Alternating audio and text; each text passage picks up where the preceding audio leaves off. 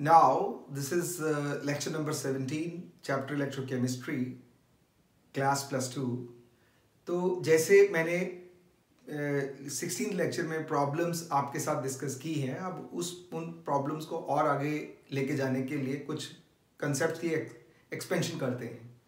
अब मैं इस लेक्चर में आपसे एक बहुत यूज़फुल टॉपिक डिस्कस करने जा रहा हूँ, how to find equilibrium constant with the help of Nernst equation.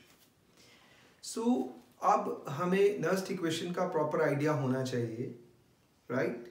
अगर Nernst equation का आइडिया नहीं तो हम ये पार्ट नहीं कर पाएंगे। साथ में +1 का जो बेसिक इक्विलिब्रियम कांस्टेंट है उसके बारे में इंफॉर्मेशन होनी चाहिए। तो हम जानते हैं कि Nernst equation थी क्या, E cell is equal to E naught cell minus 2.303 RT by NF log of okay जो प्रोडक्ट की साइड की इक्विलिब्रियम कंसंट्रेशंस थी रेज टू पावर जो उनकी स्टोइकियोमेट्रिक कोएफिशिएंट थे डिवाइडेड बाय जो रिएक्टेंट साइड की टर्म्स थी उनकी जो कंसंट्रेशंस है raise to power their stoichiometric coefficients. चलिए इस बात को समझने के लिए मैं ये रेफरेंस लेता हूँ। For a plus b gives x plus y, right?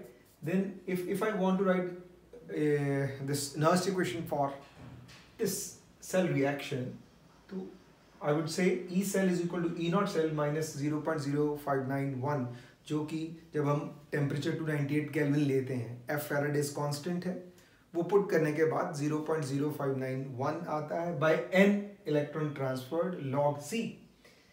जो कंसंट्रेशन x की है रेज टू पावर x, जो कंसंट्रेशन y की है रेज टू पावर y, ये प्रोडक्ट साइड की वैल्यूज हैं डिवाइडेड बाय जो a की कंसंट्रेशन है raise to power a and जो b की कंसंट्रेशन है raise to power b। Remember, अगर आपके पास प्योर कंपोनेंट है सॉलिड स्टेट में या लिक्विड स्टेट में है, दे are not considered in the expression because their molar concentrations are generally taken as 1 molar. Is that clear? So जो मैं ऑलरेडी पीछे लेक्चर्स में मेंशन कर चुका हूँ। अब मेरा सवाल यह है, how to find Kc from Nernst equation. इस बात को जानने के लिए मैं फिर से डेनियल सेल की बात करता हूं। देखिए, अगर हम डेनियल सेल की बात करें तो हम क्या कहते थे, zinc solid plus copper sulphate aqueous gives zinc sulfate plus copper solid. ये हमारी डेनियल सेल की रिएक्शन है। तो क्या हो रहा था सेल में? मैंने आपके लिए सेल बना के दिया है।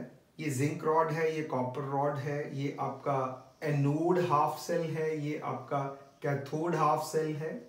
यहाँ ऑक्सीडेशन होती है और इलेक्ट्रॉन यहाँ से कैथोड की तरफ मूव करते हैं। ये थी वर्किंग आपके डेनियल सेल की।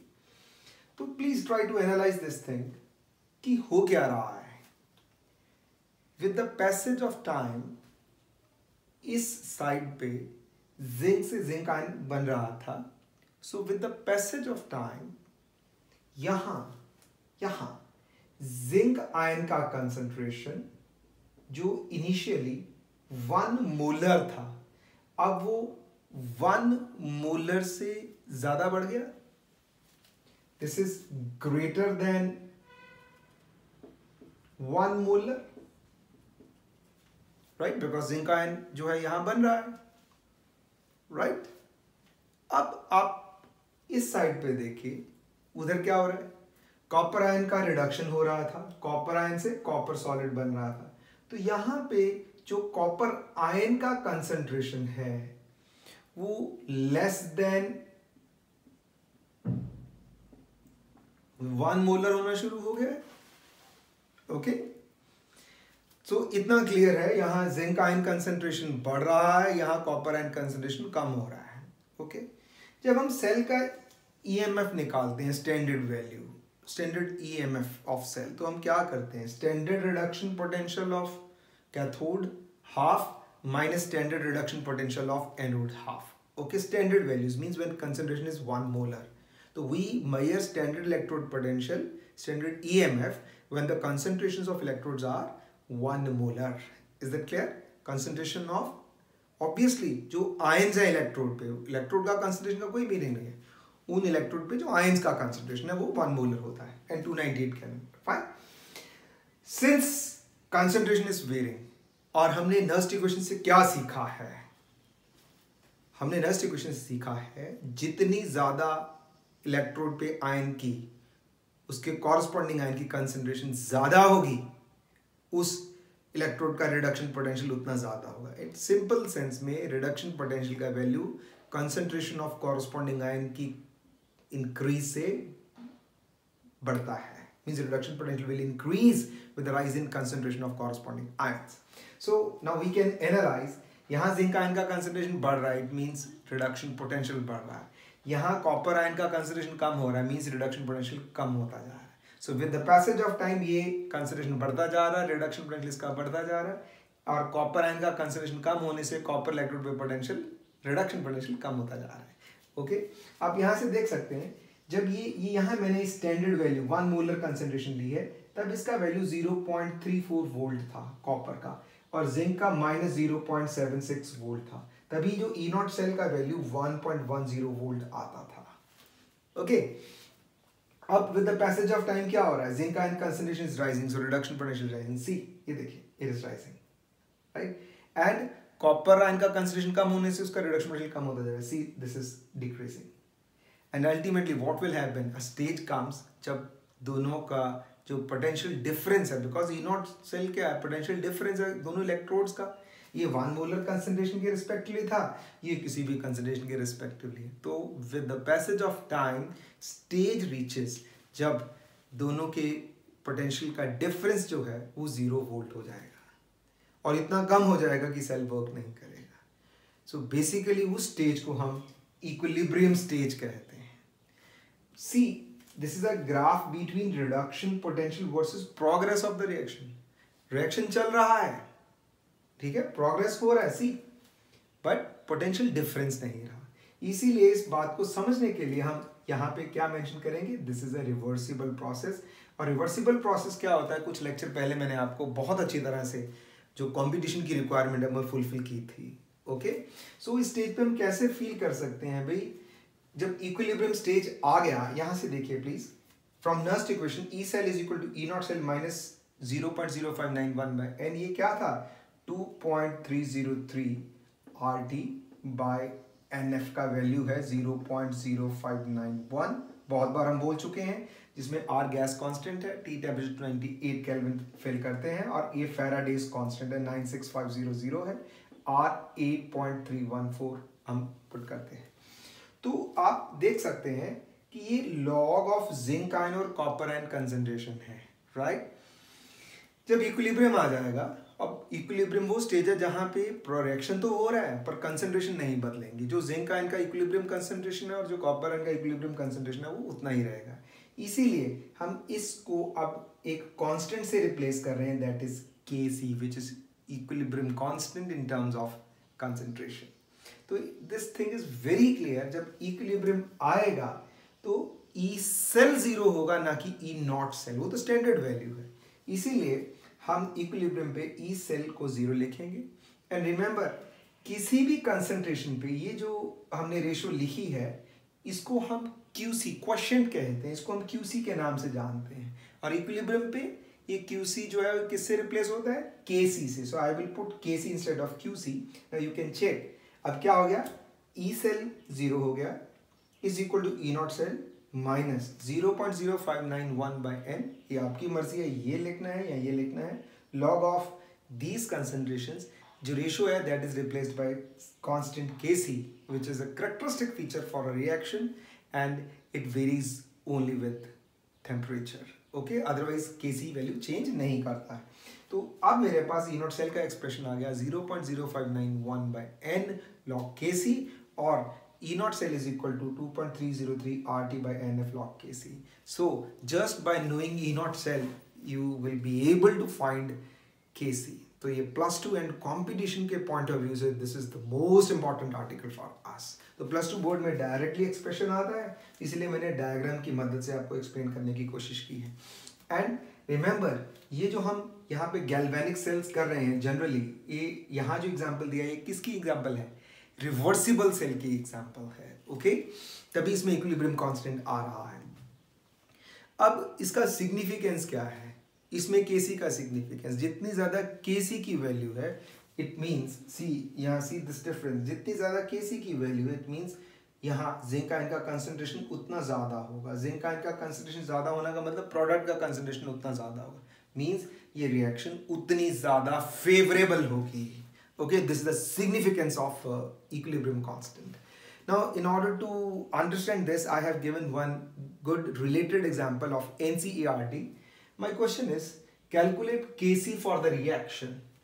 Copper plus 2 Ag positive gives copper plus 2 Ag solid. So obviously, ये एक galvanic cell है. Same बात की है मैंने. Exactly जो ये किया, अब उसकी सिर्फ values निकालने की कोशिश कर रहा हूँ. अब यहाँ से देखिए, प्रैक्टिस पे प्रैक्टिस करते जा रहे हैं। कॉपर से कॉपर आयन क्या है? ऑक्सीडेशन दिया हुआ है। सिल्वर आयन से सिल्वर क्या है? रिडक्शन। इसका मतलब कैथोड कौन हुआ? सिल्वर आयन टू सिल्वर, ये आपका कैथोड हाफ का रिएक्शन है। कॉपर टू कॉपर आयन, ये आपका एनोड हाफ का रिएक्शन है। तो ई नॉट सेल क्या होता है? जो रिड्यूस कर रहा है उसका रिडक्शन पोटेंशियल प्लस जो ऑक्सीडाइज कर रहा है उसका ऑक्सीडेशन पोटेंशियल, वन वे जो हम कन्वेंशनली यूज कर रहे हैं, reduction potential of cathode half minus reduction potential of anode half, कब? उनकी स्टैंडर्ड स्टेट्स में जो वैल्यू है। तो E naught Ag positive to Ag minus E naught copper plus to copper. So this is how we find cell. यहां मैं लिख देता हूं दोबारा से, E naught cell is equal to E naught Ag positive, ये कैथोड है, right? See this is cathode, minus E naught copper plus to copper. अब आप रिएक्शन करनी जान चुके हैं, राइट? तो आप देखना चाहते हैं तो इसमें क्या था? एनोड पे कॉपर सॉलिड से copper ion plus 2 electrons, anode पे क्योंकि यहाँ 2 इलेक्ट्रॉन्स हैं इसीलिए मैं ये रिएक्शन आपको लिख के दे रहा हूँ, plus 2 electron gives 2 Ag solid. Means I want to know value of n. N is 2 in this case. अब what is the formula? E naught cell is equal to 0.0591 by n log Kc. I want to know Kc. तो E naught cell आपको निकालना होगा, ये मैंने निकाला है। Reduction potential of cathode 0.80, reduction potential of anode 0.34। बार बार बोल रहा हूँ, एक बार ध्यान से सुनेंगे तो पता चल जाएगा। स्टूडेंट्स यहाँ हमेशा गलती करते हैं। So E naught cell is 0.46 volt. So E naught cell is known, N is 2. Can I find log Kc? Yeah, this is 15.56. अब प्रॉब्लम फिर वही है, अब साइंस पढ़ रहे हैं बच्चे, यहाँ गलतियाँ करते हैं, यही सबको छोड़ देंगे। You will not get full marks. Competitive point of view में तो आपको तो आंसर, फाइनल आंसर चाहिए, तो वहाँ आप क्यों छोड़ रहे हैं? सो प्लीज़ इस साइंस में जीने की कोशिश कीजिए, साइंस को जिए। ये आपके ब्लड में होना चाहिए कि मैं ये सीखना है, right? Now Kc is log Kc is 15.56। चलिए थोड़ा एक एक स्टेप करके आगे चलते हैं। 15.56 का एंटी लॉग, किसी भी टर्म का एंटी लॉग लेना है वो उसकी पावर होती है। log Kc का वैल्यू C, log Kc का वैल्यू मेरे पास 10 है, तो Kc क्या होगा? 10⁻10, ये उसकी पावर बन जाती है, राइट? log Kc का वैल्यू 10 है तो कितना बन गया? 10⁻10, क्योंकि 10⁻10 का log 10 होता है, ठीक है? log of 10⁻10 is 10। Okay, see this, 10 की पावर 10 का log 10 होता है। अब मैं इसका एंटी लॉग लूंगा, log इनवर्स करूंगा तो 10 की पावर 10 आएगा ना? Is that clear? log 10⁻10 is 10, तो ओके, तो 10 का एंटी लॉग निकालना है आपको।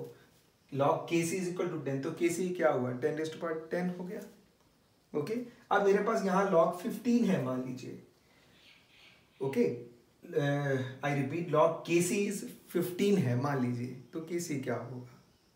10⁻15, क्योंकि 10⁻15 का log क्या होगा? 15, ठीक है?